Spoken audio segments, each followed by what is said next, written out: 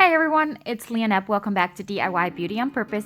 So today I am working on 5 DIYs that are super easy and anyone can do. And I'm starting with this wall here. I recently redid it and added that little shelf. But today I'm going to add something a little bit different or new. And basically I'm just going to use what I have at home. I got these little buckets at the Dollar Tree. They come 3 for $1, great deal. And I'm gonna try to put them here, hang them using that old curtain rod that I've had for I don't even know how long. It's been laying around, but I didn't want to throw away because I knew I'd use it. So what I'm trying to do is find the studs and see if by some miracle I can have the curtain rod match the studs, and it didn't. So that's what I'm trying to figure out here and see if maybe if I make it wider, if it would hit the studs, but that didn't work out. So I decided to, instead of putting it on the wall, I'm just gonna hang it from the shelf. The shelf is securely on the wall on the studs, so that shelf's not going anywhere. And what I'm hanging on these little buckets is not heavy at all, so hanging it from the shelf would work just fine. So I'm gonna add these little curtain rings that I have used now for a while, several projects. I have them linked on my Amazon store down below. They're really cute, very inexpensive. I thread them on the curtain rod before I screwed them in because afterwards it would be you could still do it by removing that little screw you see there on the ends, but I just thought why not just put them on first. So I'm just putting in screws using my drill underneath the shelf. Now, if you do not have a curtain rod laying around or these rings, I also contemplated and thought about maybe using command hooks. You just put 3 on the wall or however many buckets you want to hang, and then you can hang the buckets on the command hooks, and that would work as well. It would probably be even easier, but because I already had this rod and the rings, I thought it would be cute. Now I added extra rings, as you can tell, because that way if I want to add more buckets or maybe something different, they're already on there and they don't bother me just being there. So now I'm just adding a few little details and brushes and markers, and then I'll be all done with this one. I did decide to give everything a little clean because everything gets so dusty and dirty, and so I'm just trying to get clean and organized again. And there's how it looks. I'm actually really happy. It's so simple. I can remove these. I can use them for whatever I want. Switch what's inside. Maybe add flowers or greenery to them, all of them. Or I just like the versatility of it, and I really like the way it turned out.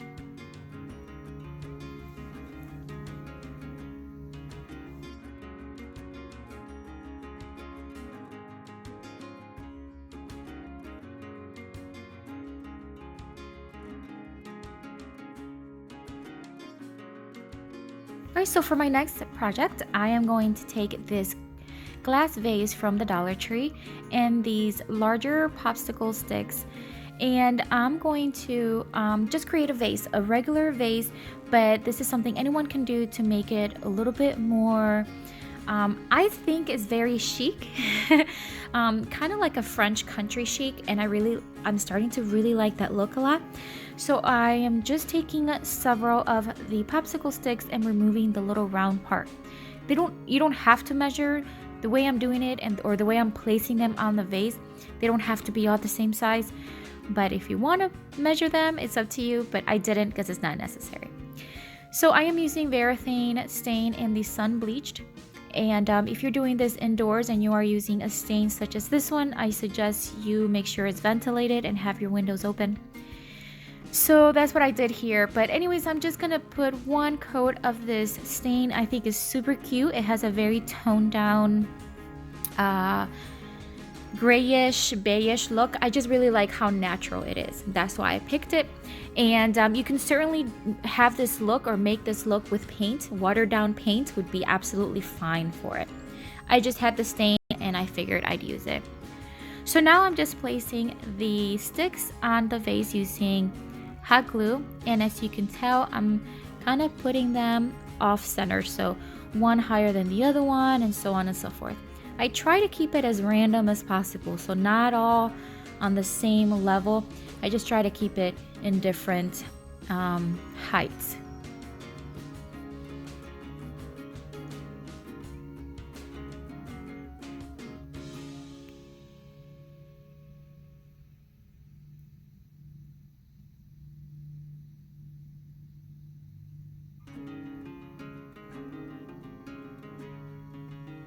And then for the last one, it didn't quite fit on the little space, but that was okay. It just overlapped a little bit on the other two sticks, and that was fine. I just had to make sure I added a little bit more glue on the sticks, and it worked out. So now I'm just gonna grab some jute twine, and I'm just going to wrap it around a few times and make a simple bow, and then add the florals. And that's it, guys. How simple is this? Very simple. Loved it, and I hope you like it.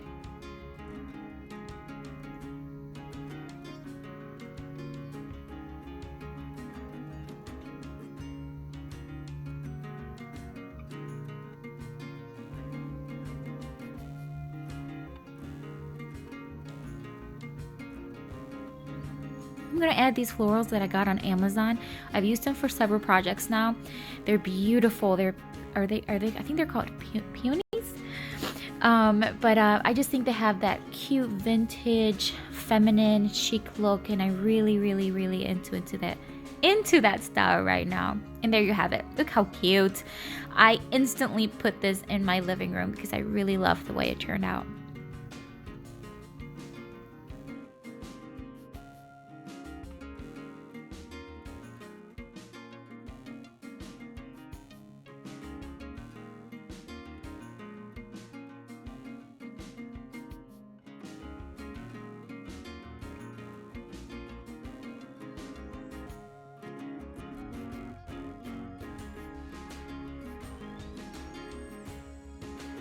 Alright guys, so for my third project, I am going to take this Dollar Tree picture frame.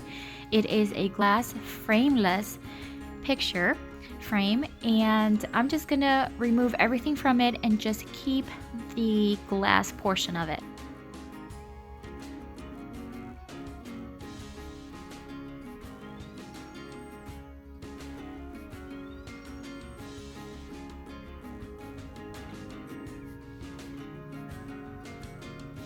After I did that, I'm going to take some dowels that I got from Walmart. And these dowels, I'm going to be very honest, I don't remember how much they were, but I know they were pretty inexpensive considering you get quite a few of them in that little baggie. So I grabbed them, and I'm going to use 4 of them for this project. And then this saw box, I just recently got this on Amazon. It is linked in my Amazon store down below. I usually have a saw miter saw that I cut my wood with, but I figured I'd get one of these saw boxes because not everyone has miter saws, and for small projects like these, it's perfect. So what I'm doing here is I'm just marking using the back of the frame as a guide because I wanted to have X's about 1 inch on each side of the frame. So I'm gonna grab 2 at a time and make the cuts.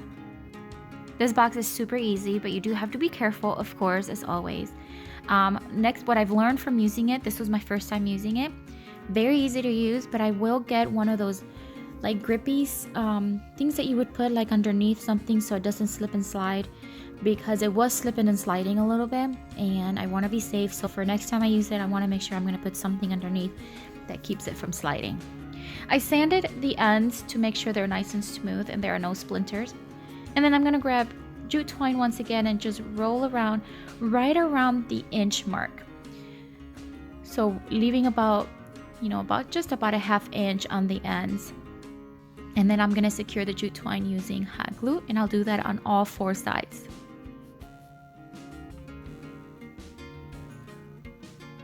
I decided to leave it bare and not stain or paint the wood because I thought it just looked really natural and really cute.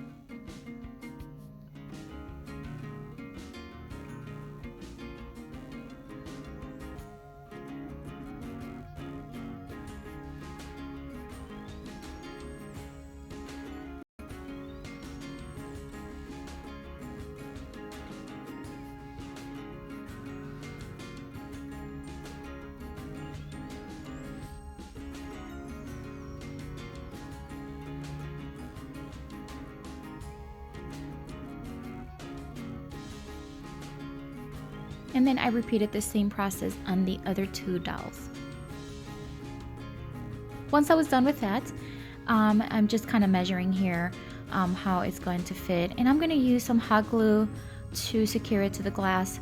Now I'm going to use hot glue only to the bottom 2 dolls, but then on the top 2, I'm going to use a combination of hot glue and E6000 because that's where it's going to hang from, and I want to make sure it's not going to fall and break.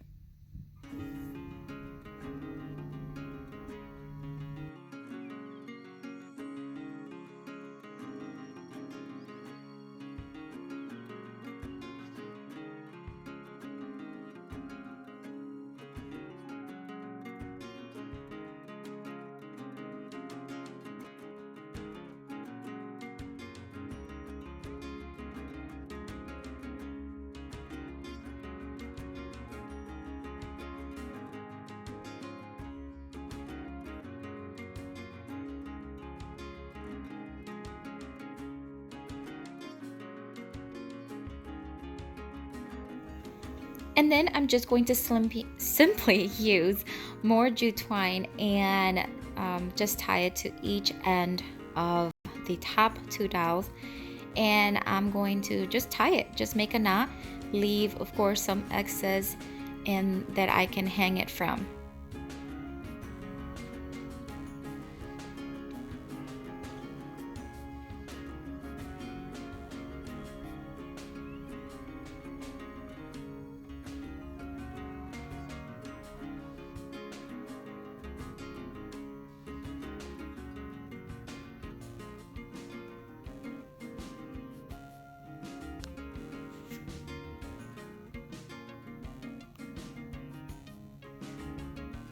Now you can use this frame for pictures, of course, but I decided to use it from one of my daughter's art that she made for me as a gift. And you can certainly just put some clear tape behind it and just tape it to the front of the frame. But in this case, I have this super old box of glue dots that I have had for years. And when I mean years, I mean like 10 plus years. And I'm just going to take 4 dots and put them on the front of the artwork. So not on the back, because I'm going to tape it on the back of the frame. So, or the back of the glass, I should say. So I need the glue dots to be in the front. Again, you can definitely use tape or anything else and just tape it to or add it to the back of the picture or whatever you're going to add to the frame and put it on the front. But in this case, I decided to add the glue dots and add it to the back of the frame so that when you flip it around, you have glass in front of the artwork or the photo. And there you have it. I think this is so adorable. I am going to keep switching it out with different art little things that she makes for me, or even my son. Maybe I'll make another one for my son, and that way I can display them and just switch them out as they continue to make them.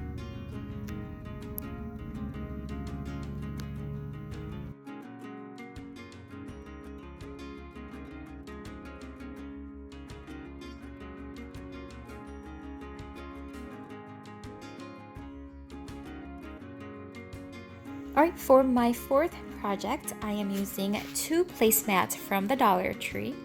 I saw these and thought, how cute are these? They have, I believe I saw some teal ones, this coral one, and maybe a pink if I'm not mistaken. But I grabbed 2 of the coral ones and I thought they would be super cute to make a pillow off of it.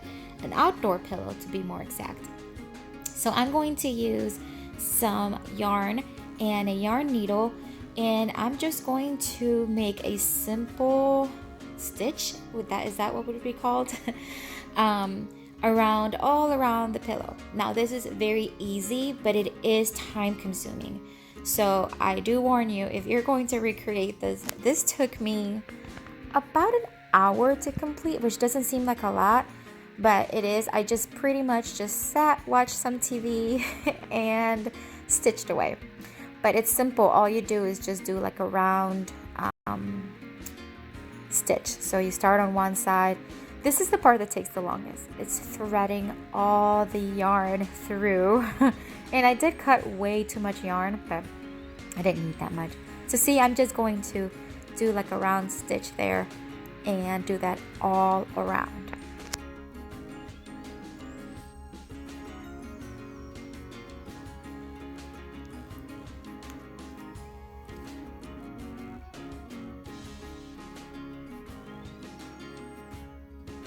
Alright, so at this point I am practically done. I left a portion open so that I can stuff some pillow stuffing in. I got this pillow at Walmart. I got 2 of them. They're extremely inexpensive. I mean, like, I got them for less than $3 each.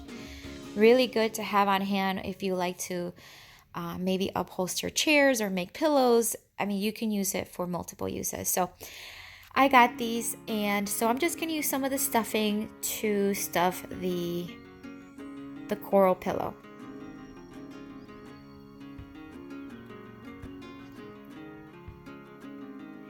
And as I stuffed, looking hindsight, I should have stuffed it a little bit more. I think I skimped it a little bit, but it was fine. It turned out fine. But if I were to do it again, I would add a little bit more stuffing. And then I'm just going to continue the stitching all the way around until I am done.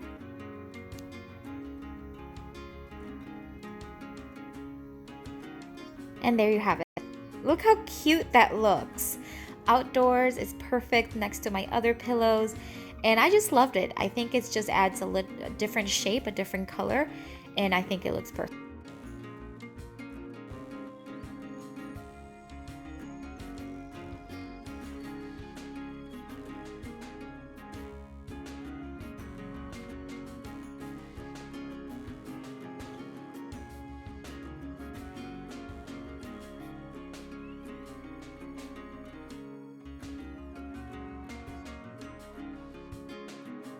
Alright guys, so for my 5th and final project, I am taking this Dollar Tree floral planter and I'm going to just paint it. I'm going to use the Rust-Oleum chalk paint in the blush pink. Of course I gotta paint something. I don't think I've painted. Oh yeah, I stained earlier the popsicle sticks, but I hadn't painted yet. So I am going to give it 2 coats using my chippy brush. And just because I just don't mind seeing any of the brush strokes, but if you want something smoother, maybe use a sponge brush or maybe a little a brush with synthetic bristles, but the chippy brush worked for me.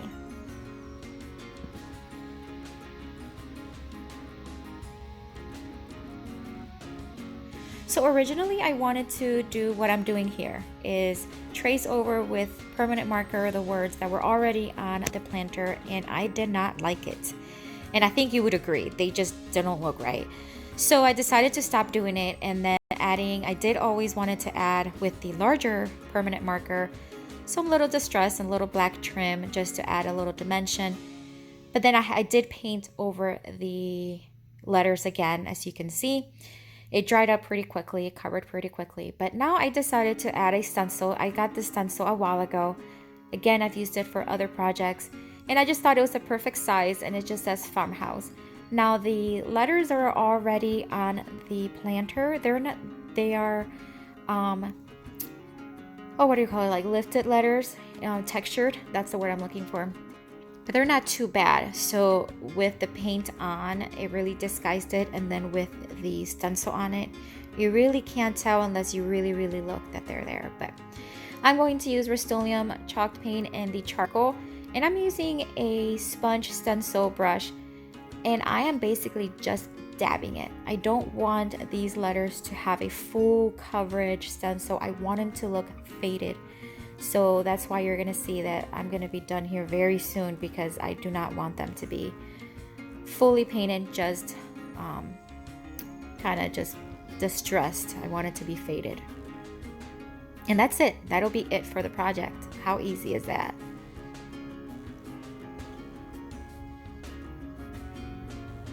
And there it is. I think it looks so cute, and I chose the pink, which is unusual for me. I usually go with the whites, but I really like it. I think it adds, again, that country chic look. I love it. So that's it for today, guys. I hope you enjoy these 5 DIYs. I hope that you can be inspired and maybe recreate them. And if you have not subscribed to my channel, as always, I invite you to do so. And also visit my new blog. I started a new blog and it's really new, but I do have the link down below, and I'll have exclusive content as well as more DIYs on it. But that's it, guys. Have a blessed day.